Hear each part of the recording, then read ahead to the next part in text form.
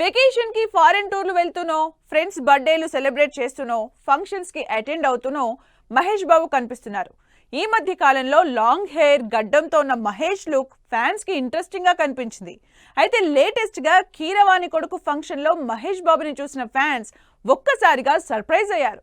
ఇంతకీ మహేష్ ట్రిమ్మింగ్ వెనక రీజన్ ఏంటి?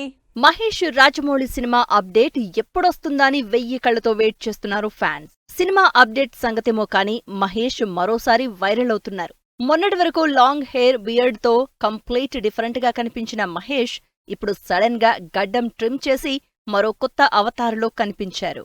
లేటెస్ట్ గా మత్తు వదలరా 2తో మంచి సక్సెస్ అందుకున్న కీరవాణి కొడుకు శ్రీసింహ ఎంగేజ్మెంట్ కి మహేష్ అటెండ్ అయిన ఫోటోలు సోషల్ మీడియాలో బాగా సర్క్యులేట్ అవుతున్నాయి. వైరల్ అవడమే కాదు రకరకాల డౌట్లు కూడా రేస్ చేస్తున్నాయి. మహేష్ రాజమౌళితో సినిమా కోసం దాదాపు సంవత్సరం నుంచి మేకోవర్ ప్రాసెస్ లోనే ఉన్నారు. దానికి తగినట్టు బాడీ బిల్డప్ చేయడంతో పాటు లాంగ్ హెయిర్ గడ్డం పెంచి నెవర్ బిఫోర్ లుక్ లో కనిపించారు.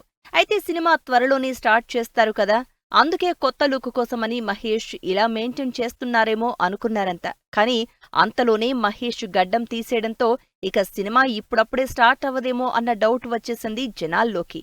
మహేష్ బియర్డ్ ట్రిమ్ చేయడం ఇప్పుడు అందరిలో ఇంట్రెస్టింగ్ క్వశ్చన్ రైజ్ చేస్తోంది.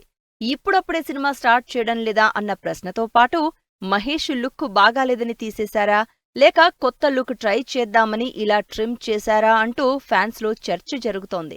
నిజానికి మహేష్ కి లుక్ టెస్ట్ గతంలోనే జరిగిందని తెలుస్తోంది. లేకపోతే అసలు స్టోరీ మార్చేసి మహేష్ క్యారెక్టరైజేషన్స్ ని చేంజ్ చేశారా అన్న డౌట్ కూడా వచ్చేసింది జనాల్లో. గడ్డమే కదా సినిమా స్టార్ట్ అయ్యే టైంకి సెట్ అవుతుందిలే అని బోర్ కొట్టి క్యాజువల్ గానే గడ్డం ట్రిమ్ చేశారా అంటూ కూడా మాట్లాడుకుంటున్నారు.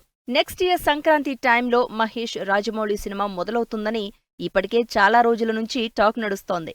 మరి లేటెస్ట్ గా మహేష్ లుక్ చేంజ్ తో అది వెనక్కి వెళ్తుందా లేక ఇంకేమైనా వేరే రీజన్ ఉందా అంటూ రకరకాలుగా చర్చ జరుగుతోంది జనాల్లో.